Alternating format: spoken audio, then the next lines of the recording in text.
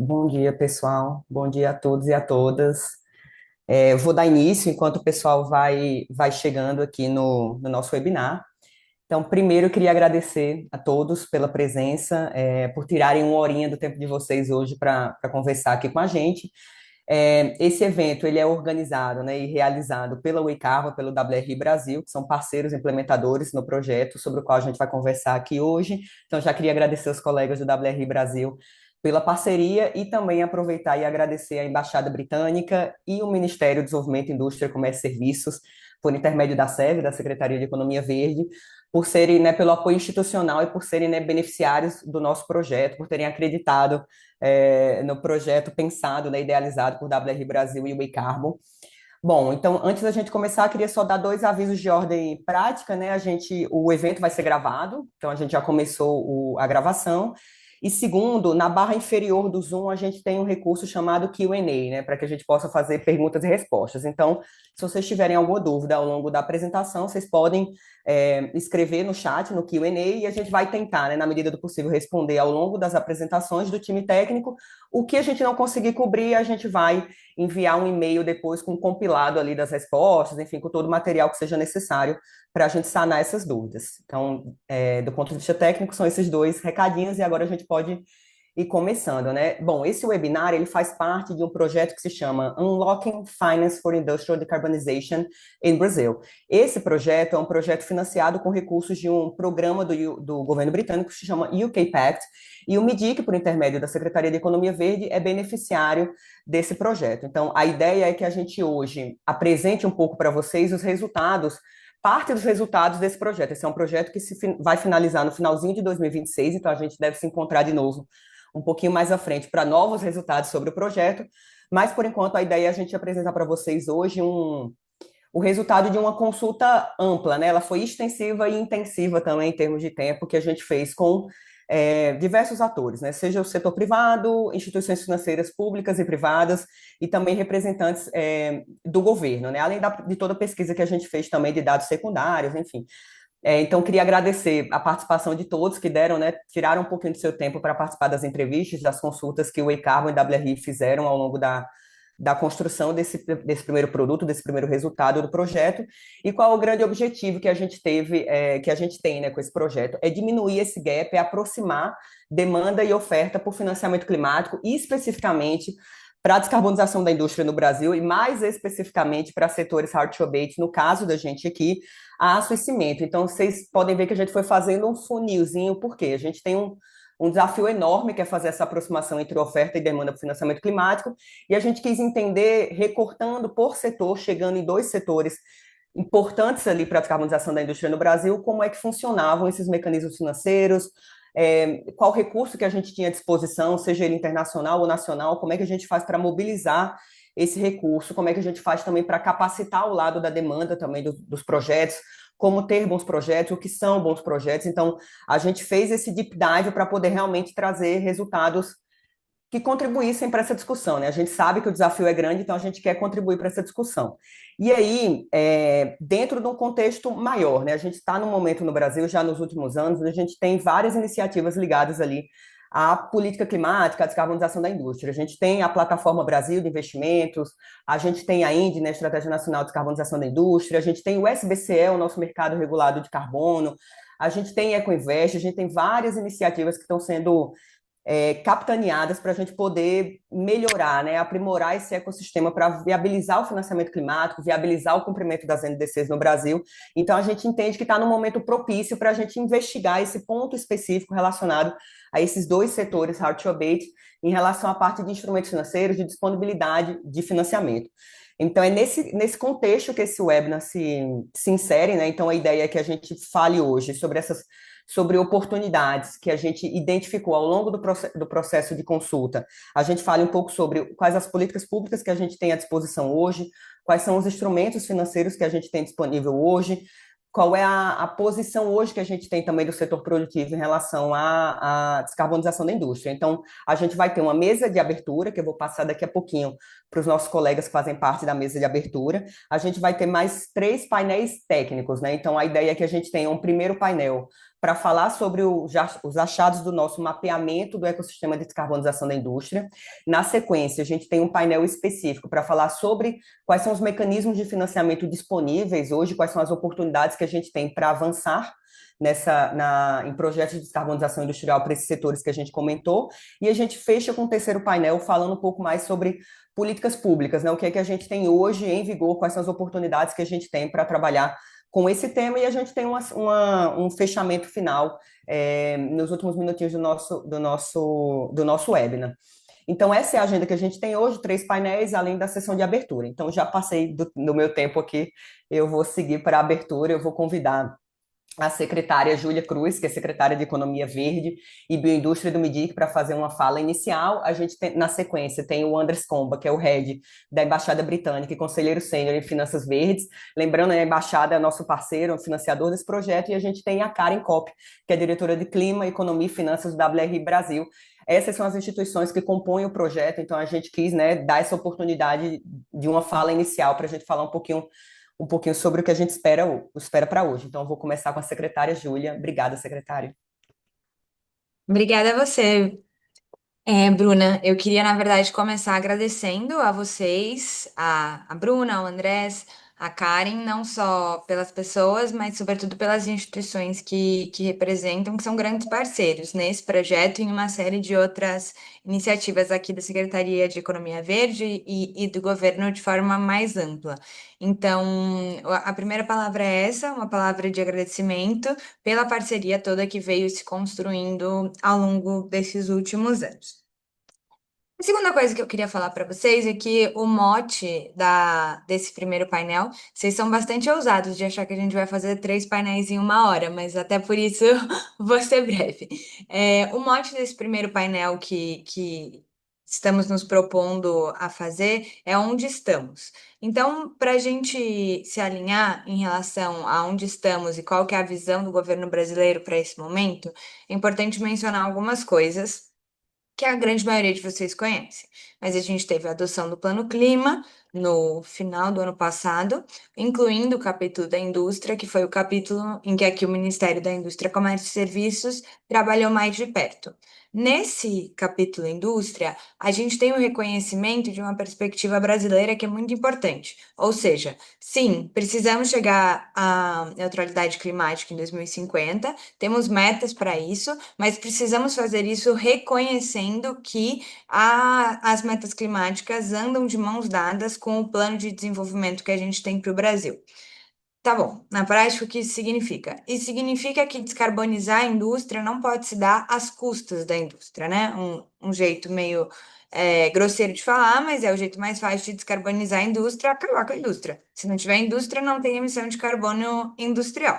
Isso, evidentemente, não combina com o projeto de desenvolvimento que todas as pessoas que estão nessa sala têm para o Brasil. A gente acha que o Brasil, sim, precisa reduzir suas emissões, mas precisa fazer isso de forma compatível com a redução de desigualdades, que é essencial num país pobre como o nosso.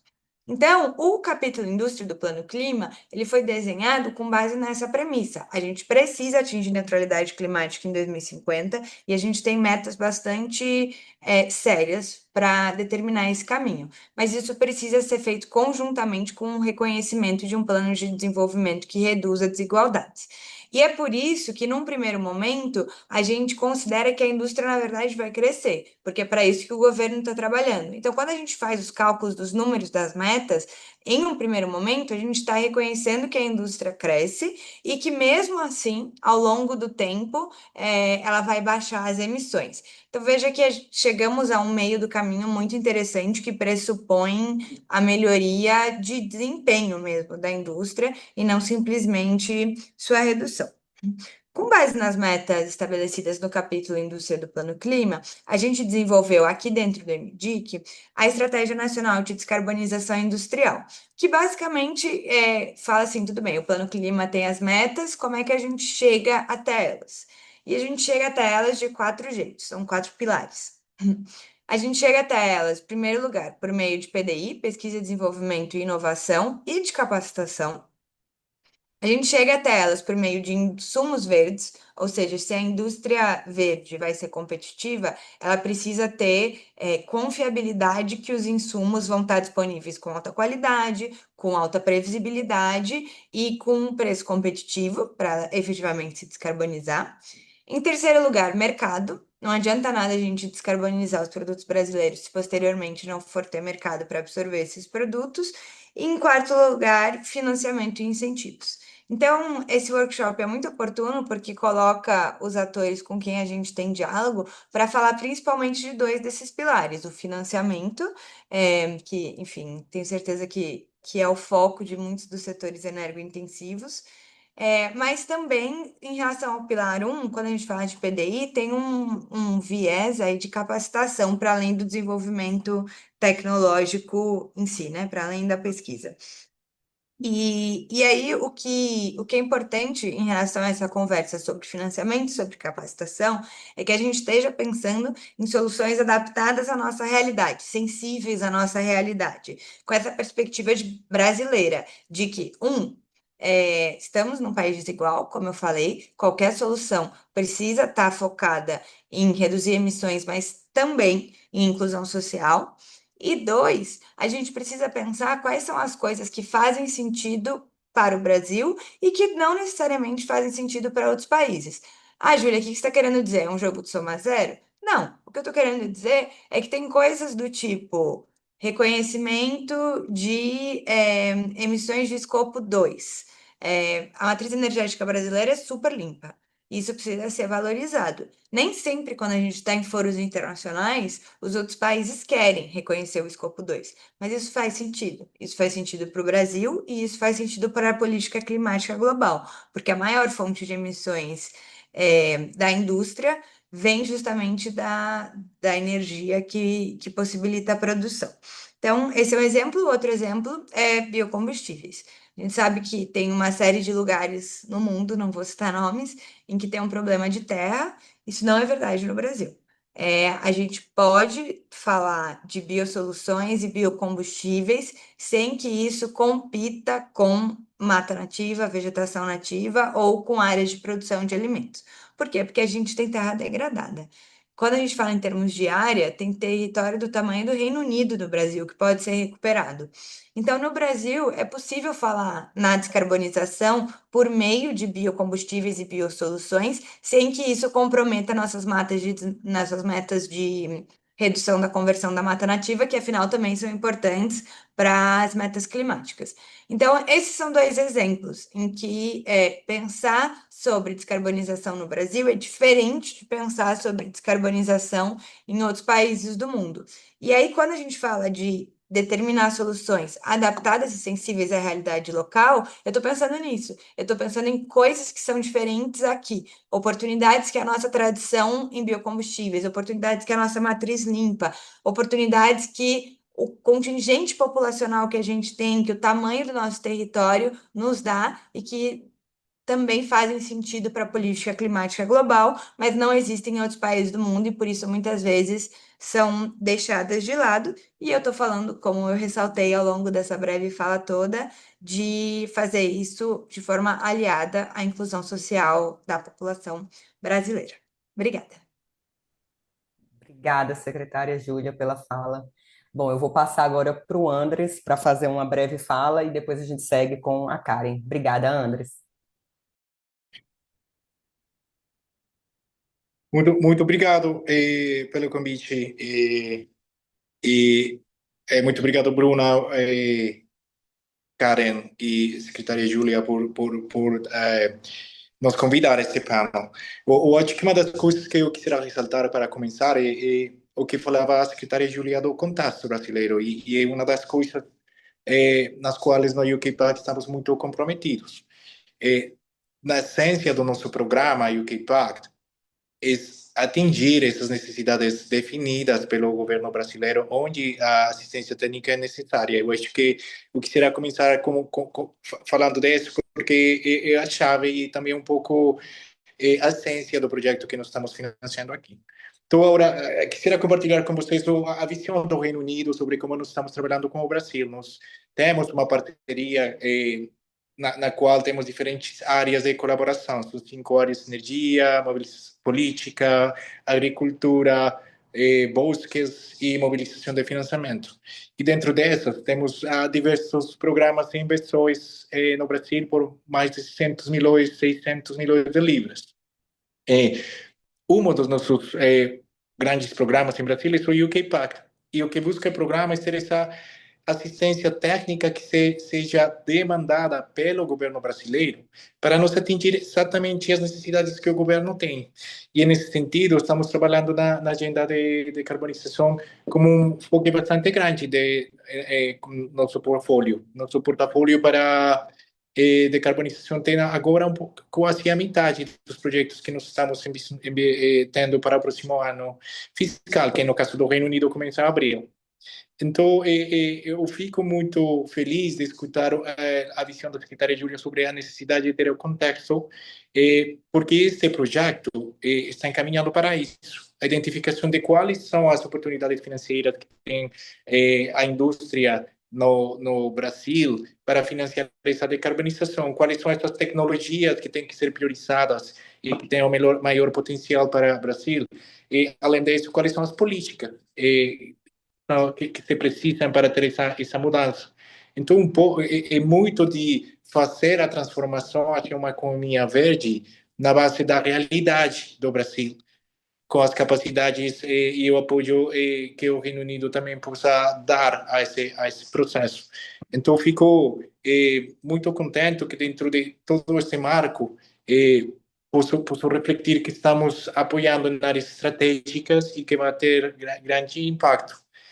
Eu não quero falar mais tempo, porque sei que a discussão, como falava a secretária Júlia, são 3 webinars em um hoje.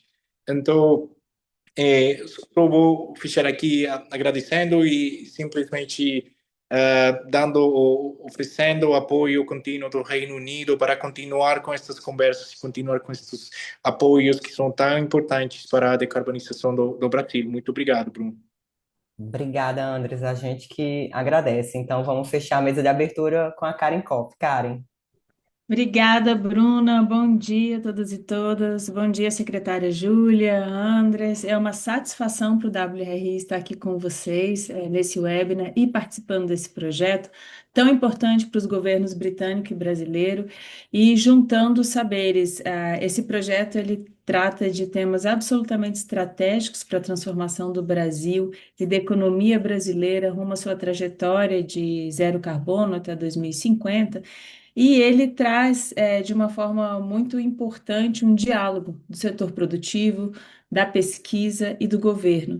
Então, eu queria agradecer e parabenizar as equipes envolvidas da Way Carbon, do WRI. Vocês vão ver que as sessões são absolutamente ricas em informação, dados, análise e muita inteligência para apoiar esse processo tão importante que está sendo liderado pelo governo brasileiro, com o apoio do governo britânico e que, com certeza, vai trazer frutos num ano tão importante, né, em que a gente tem lançamento do Plano Clima, ENDE e todas as orientações estratégicas para a nossa indústria crescer e crescer descarbonizada. Então, parabéns a todos os envolvidos e um ótimo webinar para todos nós. Obrigada. Obrigada, Karen. Obrigada aos participantes da sessão de abertura, a Júlia, o Andres e a Karen. Bom, pessoal, então, como, né, todo mundo comentou aqui, a gente foi bem ousado, então vamos passar para a discussão técnica aqui. A gente teve um probleminha, vamos inverter a ordem dos painéis. A gente vai começar do segundo painel, de oportunidades de avanço e mecanismos de financiamento para apoiar a descarbonização industrial no Brasil, com a Natália Pereira, coordenadora de finanças sustentáveis da We Carbon. Então, Natália, a palavra está com você. Obrigada. Obrigada, Bruna. Bom dia a todas as pessoas que estão acompanhando a gente aqui. O nosso desafio com o tempo hoje está bem alinhado ao nível do desafio, que é descarbonizar a indústria de difícil abatimento, então vou tentar ser bastante breve também. O pilar de financiamento é um dos eixos centrais do trabalho que a gente está fazendo e é também um dos pilares da organização desse evento aqui, né? A gente fala de ecossistema de atores, por entender que falar sobre indústria necessariamente traz uma heterogeneidade, um conceito de redes que é central para qualquer discussão que a gente tenha sobre o setor, e a gente vai falar sobre política pública também, sendo o financiamento esse terceiro pilar sobre o qual o projeto tem enfoque. Então, para começar aqui a contextualizar um pouco do que a gente vem fazendo, dentro dos produtos do projeto, a gente identifica oportunidades de financiamento, seguindo o elo dessa cadeia. Então, a gente precisa entender quais são as fontes de recursos. A gente está falando de multilaterais, de fundos, de cooperação internacional necessariamente, de recursos privados, e a gente entende também como esse recurso é escoado, com suas lacunas e com suas oportunidades. E a gente teve, ao longo dos últimos meses, também bastante oportunidade de interagir tanto com as empresas do setor, mas também com instituições financeiras de desenvolvimento e do Sistema Nacional de Fomento, que a gente sempre entendeu como centrais para essa discussão e para a solução de barreiras contextuais, tanto pela convergência da atuação dessas instituições com o panorama institucional e programático para o atingimento dos compromissos climáticos nacionais, mas também pelo próprio conceito de financiamento climático. A gente sabe que recursos públicos, concessionais, etc., representam um montante absolutamente relevante do financiamento climático. Então, para isso, a gente analisou não só um contexto mais amplo, nacional, contexto setorial, mas também instrumentos de financiamento específicos, seus arranjos, e a gente olhou instrumentos de crédito, blended finance, equity, debentures, entre outros, e é isso que a gente vai se aprofundar um pouquinho aqui.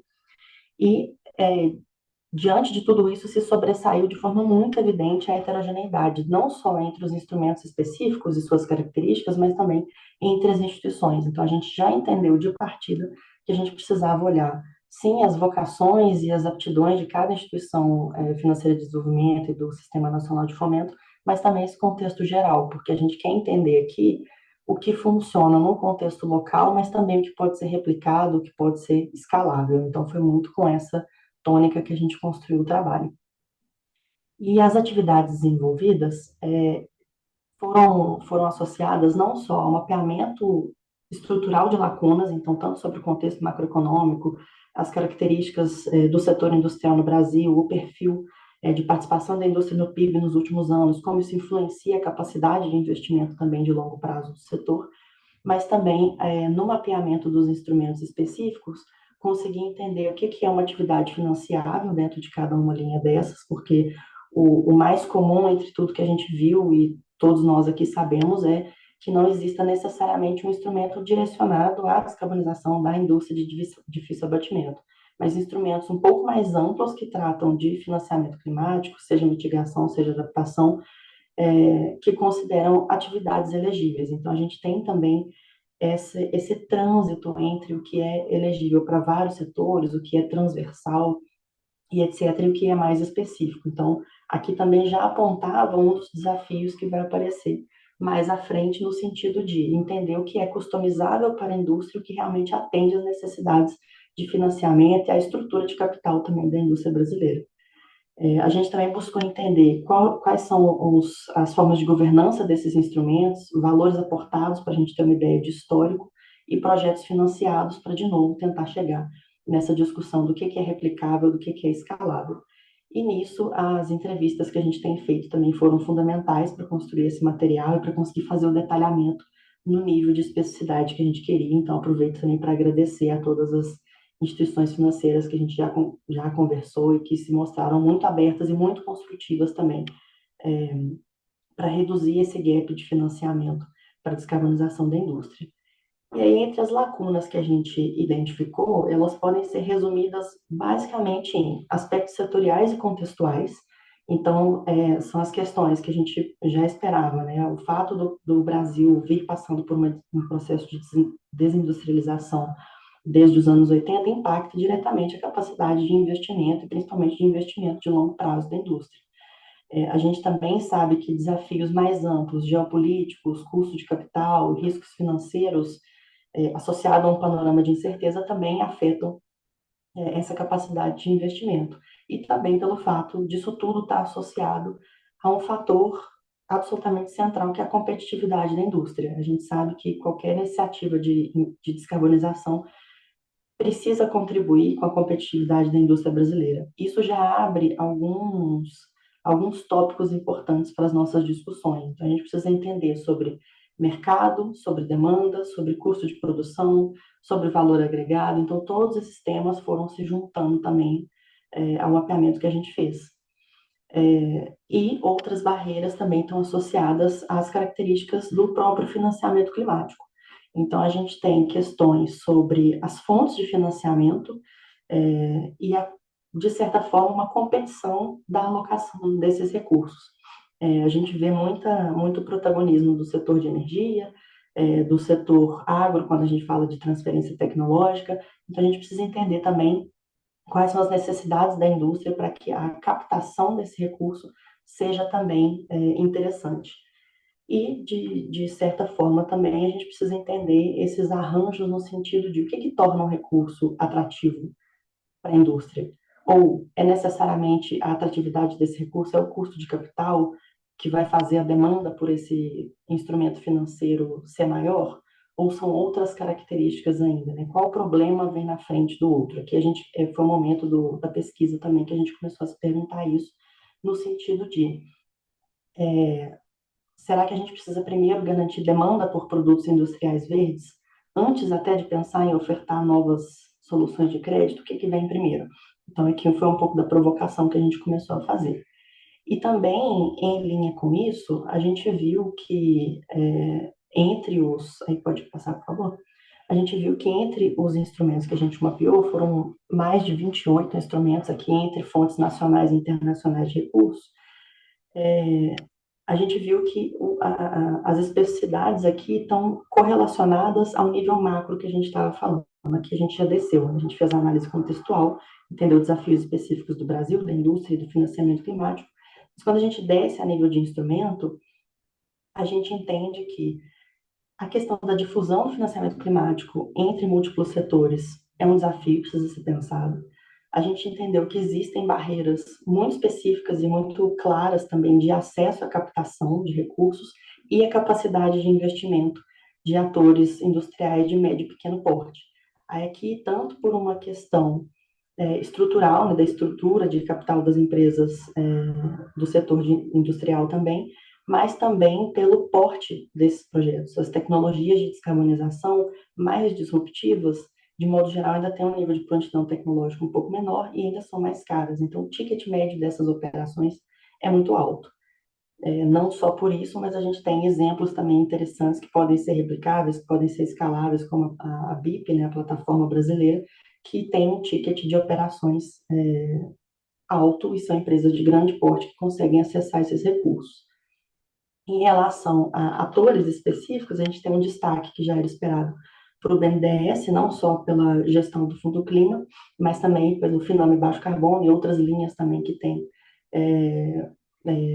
áreas elegíveis para a indústria, seja com substituição de máquinas e equipamentos, então projetos brownfield, de realmente carvão vegetal, por exemplo, entre outros, mas também projetos com um ticket maior e que sejam mais estruturantes ou que sejam projetos greenfield realmente para a instalação de novas plantas.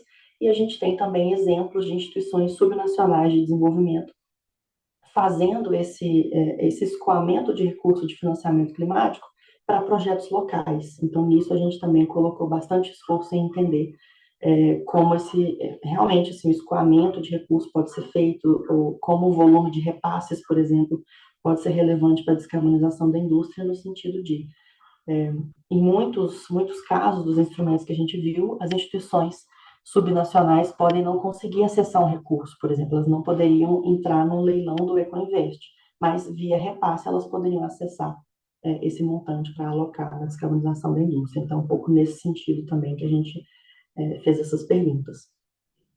E também, como alinhado a isso, né, a gente viu na sondagem industrial da CNI em 2025 que as preocupações do setor estão diretamente alinhadas a todas as barreiras contextuais e setoriais que a gente viu. Então, a gente tem preocupações com carga tributária, demanda interna, custos de produção, câmbio e juros elevados. São os principais aqui, considerando a média dos resultados do ano de 2025. Então, a gente consegue inferir que aspectos de demanda são relevantes, custo e competitividade. Então, aqui a gente realmente está falando de produtos. A gente precisa pensar nos instrumentos de financiamento às tecnologias É elegibilidade, certo? A gente pode ter uma linha de crédito que vai financiar uma tecnologia muito disruptiva, mas é indissociável, quando a gente fala de indústria, pensar se essa tecnologia vai alterar a propriedade desse produto. Esse aço vai ser outro aço em relação ao que seria produzido antes, sem essa nova tecnologia? Qual que é o mercado que demanda, de fato, esse produto? Então, é interessante observar isso, porque em outros setores as perguntas naturalmente vão ser diferentes. Mas para a indústria, competitividade, demanda, seja mercado interno ou mercado externo, vão estar muito associadas. E aqui, como a gente está trabalhando também com um enfoque maior para aço e cimento, a gente sabe que entre esses dois subsetores as perguntas também vão ser bastante diferentes. Então, é interessante a gente pensar, por exemplo, em instrumentos escaláveis para o setor de aço. Idealmente, a gente pode pensar em combinar capital concessional e capital privado com algum mecanismo de hedge cambial ou algum outro instrumento de redução de risco ou, idealmente, ainda um contrato de off-taker, quando você já tem a demanda garantida por aquele produto. Para o setor de cimento, é indissociável o fato da gente pensar em mercado interno. Então, também pensar em compras públicas, como tem ocorrido também esse movimento. E também a gente precisa pensar no ticket médio, considerando a natureza das plantas que a gente tem em operação para a produção de cimento no Brasil. Então, aqui a gente tem essa convergência mesmo, assim, do que é lacuna que a gente identificou em relação ao escoamento de recursos do financiamento climático, mas ao que a indústria está olhando, ao que a indústria está se preocupando, e como esses fatores aqui vão impactar diretamente o apetite do setor mesmo, e as condições, de fato, do setor a pensar num investimento de longo prazo. E aí, quando a gente faz um recorte para o último trimestre do ano, a gente tem uma mudança aqui específica, que carga tributária e demanda interna insuficiente continuam sendo dois dos três mais relevantes, mas as taxas de juros elevadas aparecem aqui em segundo lugar. E tudo isso culmina, como eu venho falando, nesse cenário complexo de custo de capital e custo de crédito, e gera desafios também para a estruturação de projetos, considerando a característica setorial. Então, com tudo isso feito, a gente conseguiu compreender como o panorama setorial e da oferta de financiamento se traduz em barreiras e oportunidades para o escoamento desse recurso. E a gente conseguiu fazer inferências de correlações mesmo entre os diferentes elos desse fluxo. Então, por exemplo, a necessidade de assegurar a demanda pelos produtos industriais verdes e a necessidade de embutir nesses instrumentos formas de redução de risco para investimento, seja com um seguro por custo excedente, seja com um fundo garantidor ou algo semelhante, é o que vai efetivamente desbloquear a capacidade do setor de pensar em investimento de longo prazo, para muito além da oferta de novos produtos de financiamento. Então, é muito mais pensar no arranjo do que no instrumento financeiro em si. Então, por isso, a nossa preocupação também é analisar oportunidades de escalabilidade, outros aspectos que reduzam também para as instituições financeiras de desenvolvimento o custo de desenvolvimento dessa oferta. A gente não quer onerar as instituições financeiras a pensar numa nova linha de crédito que vai ser muito custosa, que vai precisar de uma captação, de um funding específico. A ideia é ver o que funciona hoje e pensar como a gente consegue ter insumos para avaliar o que pode ser escalável e principalmente atrativo para o setor privado. Então, aqui, quando a gente pensa, vou focar muito mais nas oportunidades do que nas barreiras, mas quando a gente pensa em escalabilidade e replicabilidade, esses pontos aqui estão associados aos arranjos em si e à viabilização para o escoamento de recursos. Então, a ideia é que, solucionando essas barreiras e alcançando essas oportunidades, a gente teria uma ampliação de volume, de público-alvo, e também a possibilidade de replicar em outros subsetores industriais, regiões ou contextos. Então, é a isso que tudo está associado. A gente sabe que tem uma centralidade do Fundo Clima, quando a gente pensa em descarbonização industrial, e não só pela pesquisa que a gente fez, mas pelo próprio Plano Clima, pelo próprio posicionamento do Fundo Clima também, pelo aumento da elegibilidade de projetos financiados. Então, todo esse movimento vem sendo feito, assim como o aumento do volume de recursos disponível para a aplicação do fundo. A gente também pode pensar em outras soluções. A gente tem exemplos de equity ainda relativamente custosos e ainda relativamente pontuais, mas a gente consegue pensar em alternativas para replicar esse modelo para outros arranjos.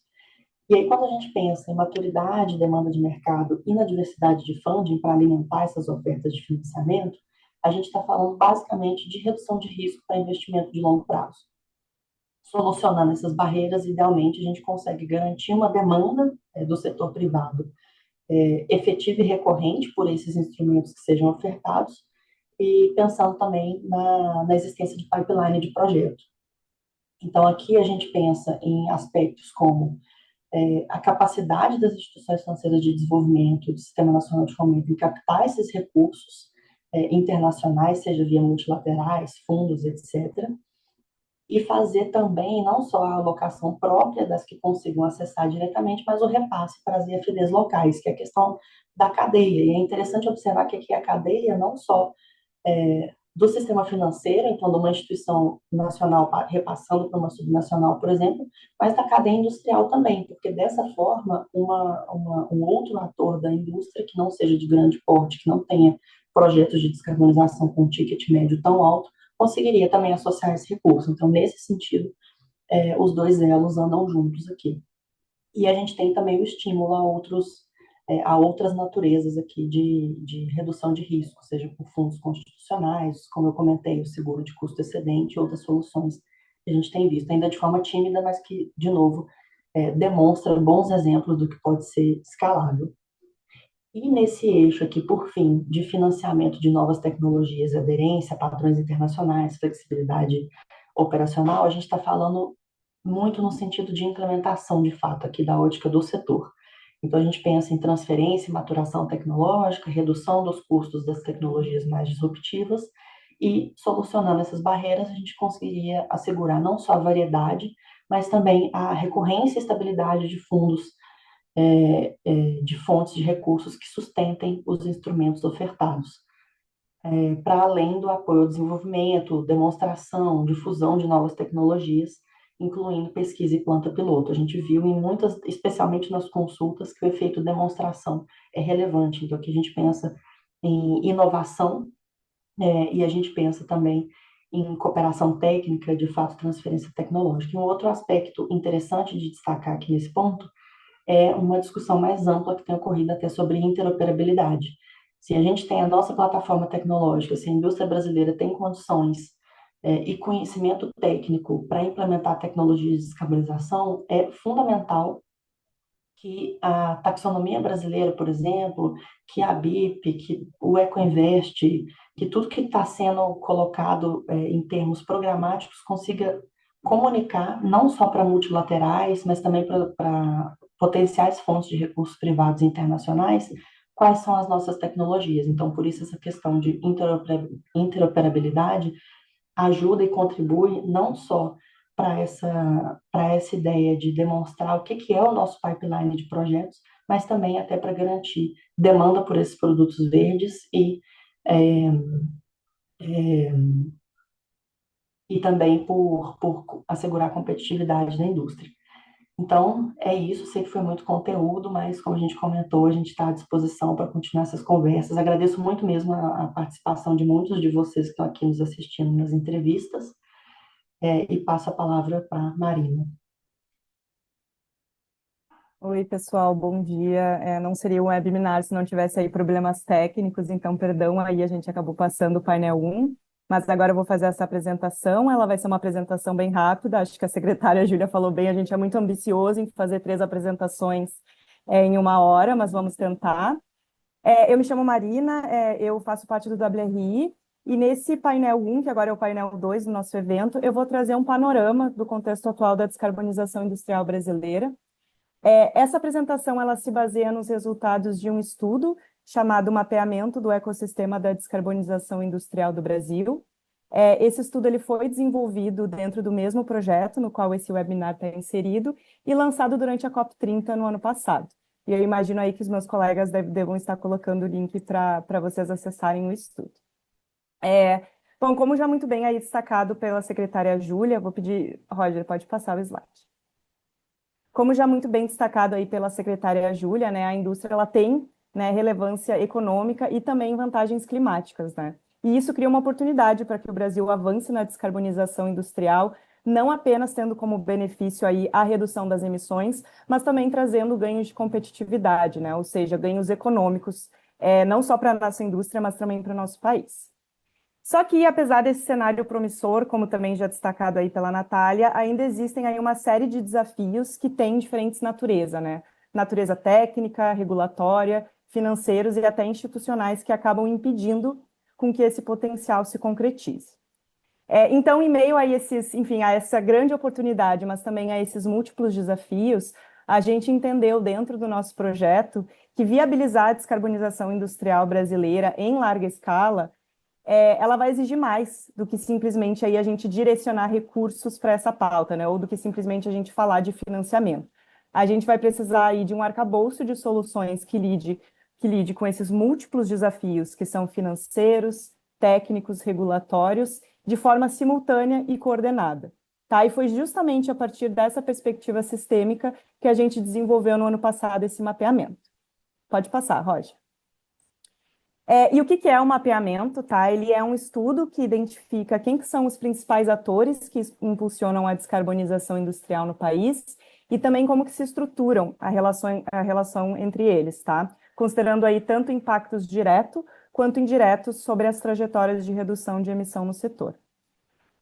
O caráter inovador do estudo, ao nosso ver, ele está justamente aí em tratar esse conjunto de atores e interações como um ecossistema, tá?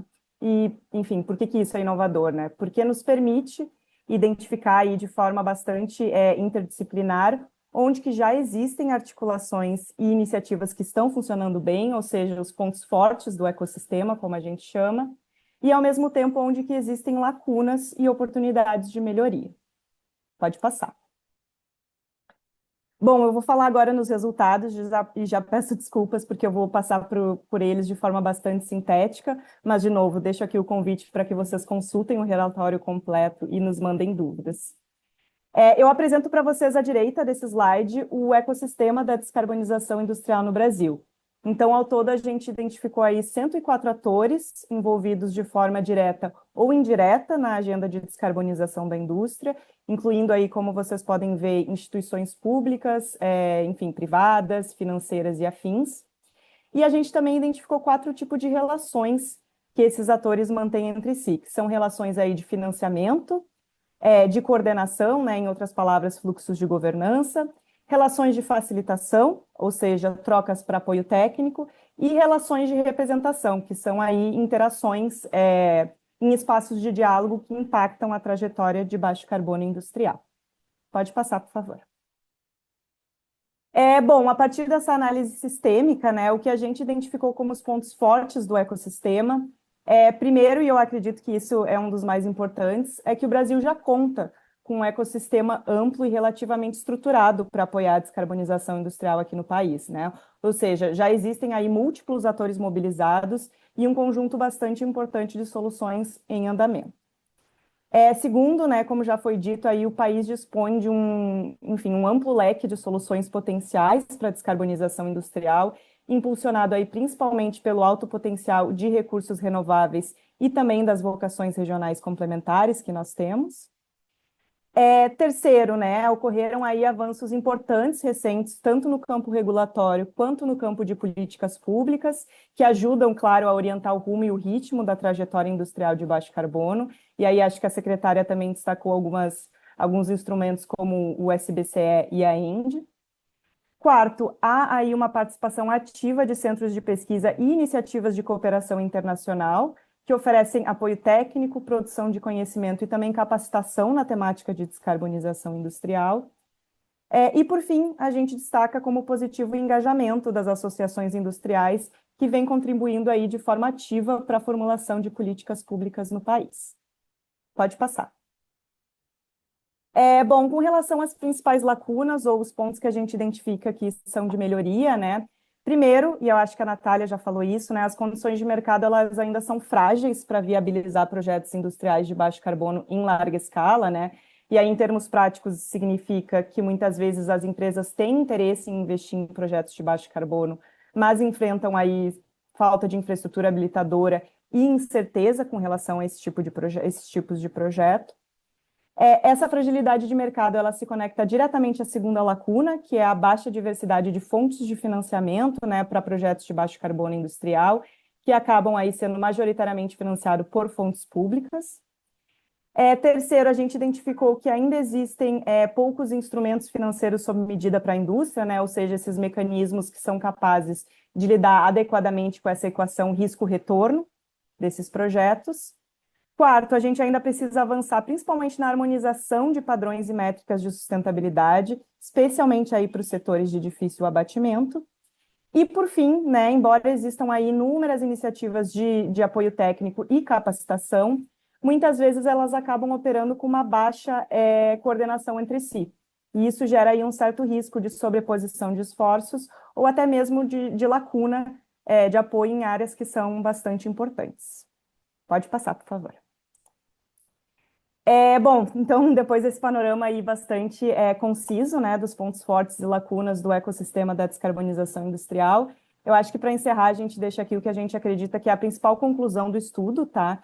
Que é que, novamente, né, avançar a descarbonização industrial, ela vai exigir muito mais do que simplesmente ampliar ou direcionar recursos para essa agenda, tá? Ela vai precisar, por um lado, né, implementar de forma articulada um conjunto integrado de soluções financeiras, técnicas regulatórias e de política pública, e por outro, né, sempre manter em mente que a transição para uma indústria de baixo carbono, ela deve ser concebida não apenas como uma resposta às demandas ambientais, mas também como uma oportunidade estratégica para fortalecer a competitividade da indústria nacional, especialmente aí em um contexto econômico desafiador que a indústria vem enfrentando nos últimos anos.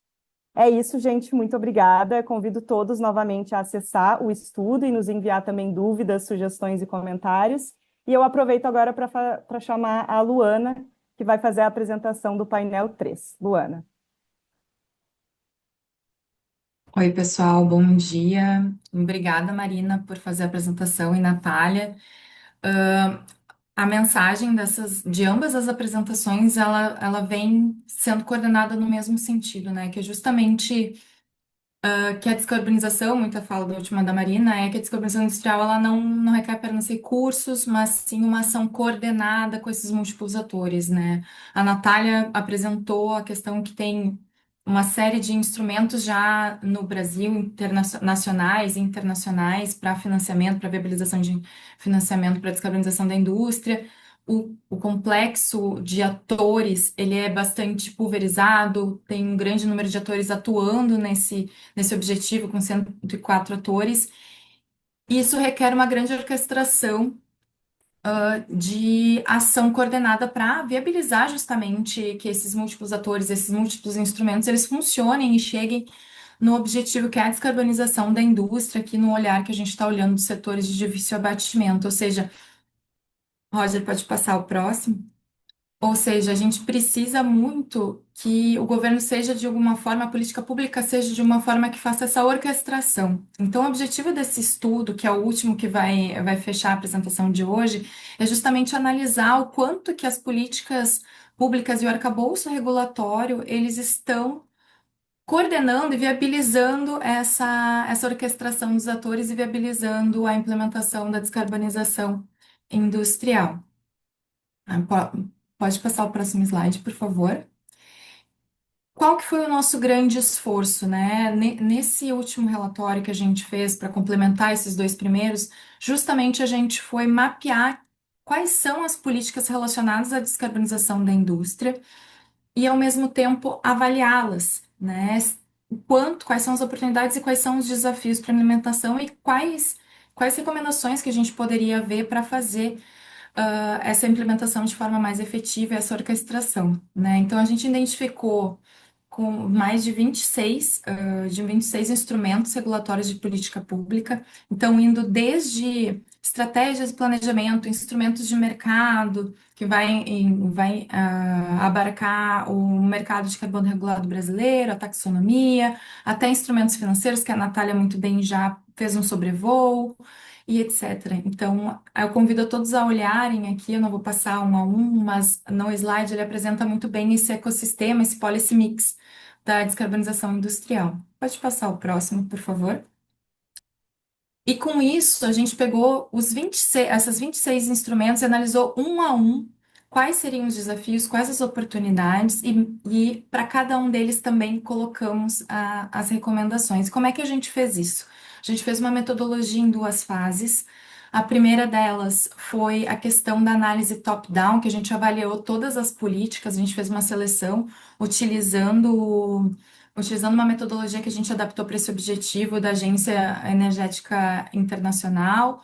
E pós isso, a gente fez uma abordagem bottom-up, que foi justamente fazer entrevistas semi-estruturadas com o setor privado para ouvi-los em relação a isso. A gente ouviu cada um dos setores, contatamos mais de 35 instituições e ao todo a gente entrevistou 12 instituições nesse sentido.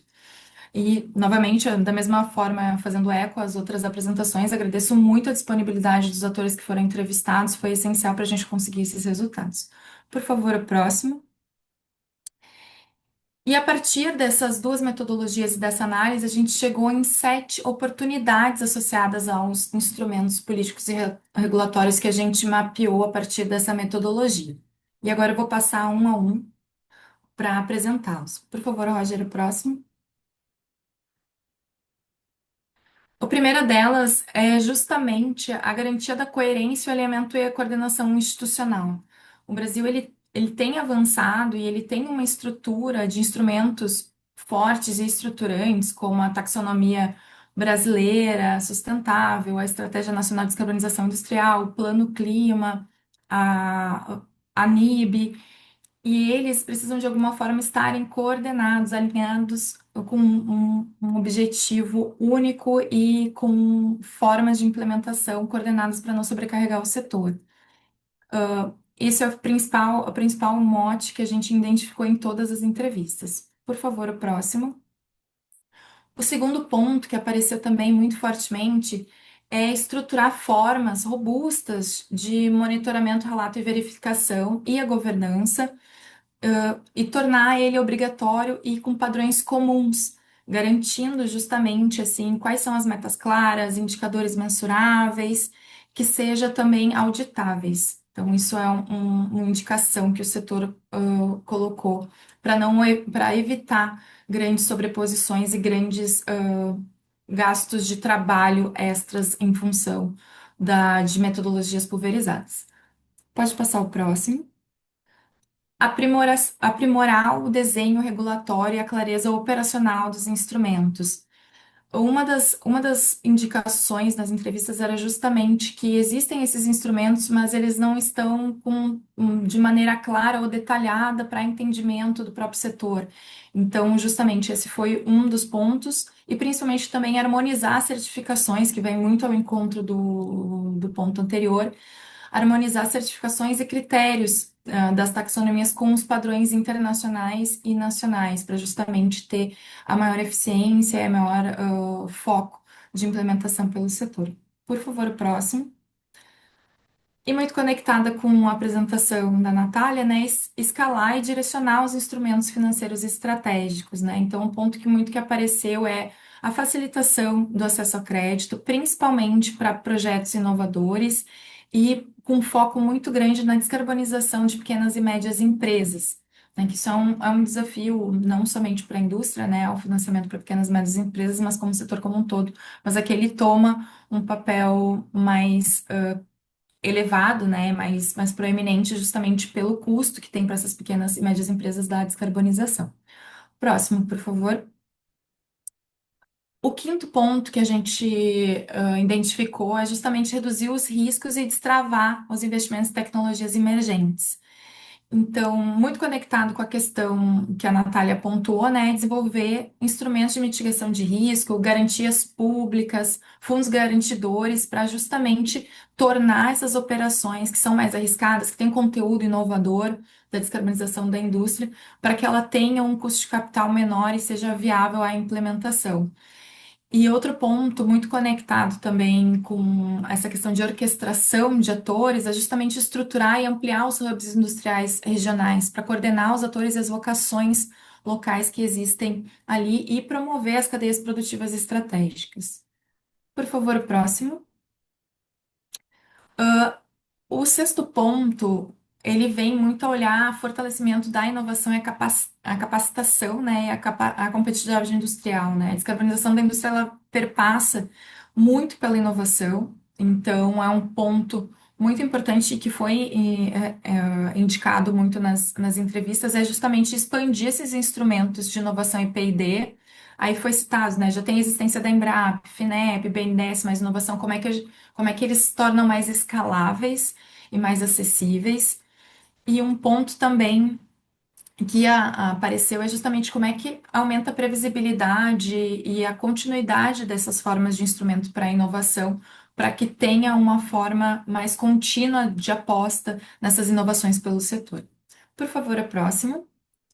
E o último ponto levantado é a garantia da efetividade e da adicionalidade do impacto dos instrumentos, né? A ideia é justamente trazer essa coordenação e ver justamente quais são os pontos que têm sobreposição e quais os pontos dessas políticas vão trazer impactos adicionais e, ao mesmo tempo, trazer formas, mecanismos de monitorar a adicionalidade e o impacto real dessas ações, justamente conectando também com as especificidades de cada setor, que cada setor tenha uma estratégia, uma necessidade de descarbonização e também um conjunto de políticas atrelados.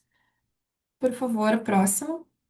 Então, para concluir, basicamente, o que que a gente identificou? Que é da mesma maneira que a gente identificou tanto no estudo em relação ao mapeamento, quanto no estudo das estratégias de financiamento. É justamente que o Brasil ele tem uma estrutura bastante avançada e tem avançado nessa pauta da descarbonização da indústria, tanto também, não somente em relação a instrumentos financeiros, como os atores atuando nisso, mas também nas políticas públicas e nas regulações.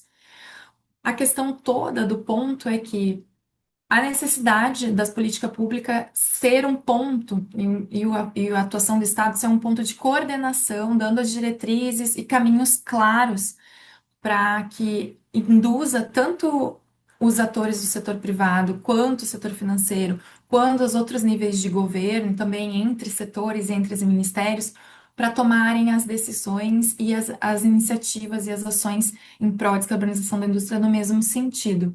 E que seja isso contínuo no tempo. Acho que foi uma mensagem muito clara, né? A perenidade desse caminho e dessa missão, né? Justamente essa orquestração de todos esses instrumentos, mas que eles sejam contínuos e perenes no longo prazo também, já que a descarbonização da indústria, a gente precisa de uma necessidade, né? De descarbonizar e tornar o Brasil carbono zero, emissões líquidas zeros até 2050, mas demora tempo e também muito investimento, né, que não é do dia para a noite. Então é importante que essas políticas elas se mantenham no longo prazo.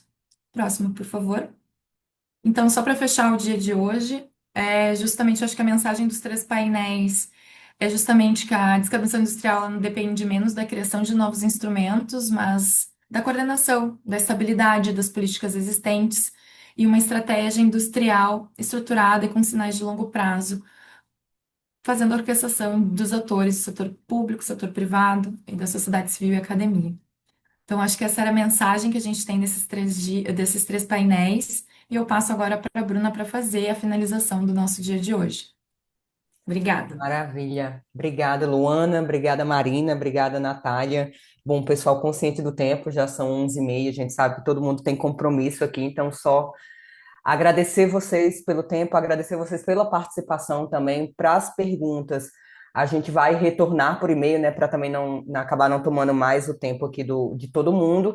A gente vai compartilhar os slides também com vocês. Convido vocês a explorarem um pouco mais dos resultados do projeto, né? A gente espera encontrar com vocês daqui a um tempinho com mais resultados, mas enfim, o que a gente tentou hoje foi, de fato, contribuir para essa discussão, né? Mostrar como a gente está olhando, né, oferta e demanda e como é que a gente entende ali que as políticas públicas podem fazer essa amarração ali entre setor privado, setor público, podem trazer essas pontas um pouquinho mais para perto. Então é isso, uma boa semana para todo mundo, um bom trabalho para todo mundo, muito obrigada pelo tempo de vocês e é isso, obrigada, pessoal.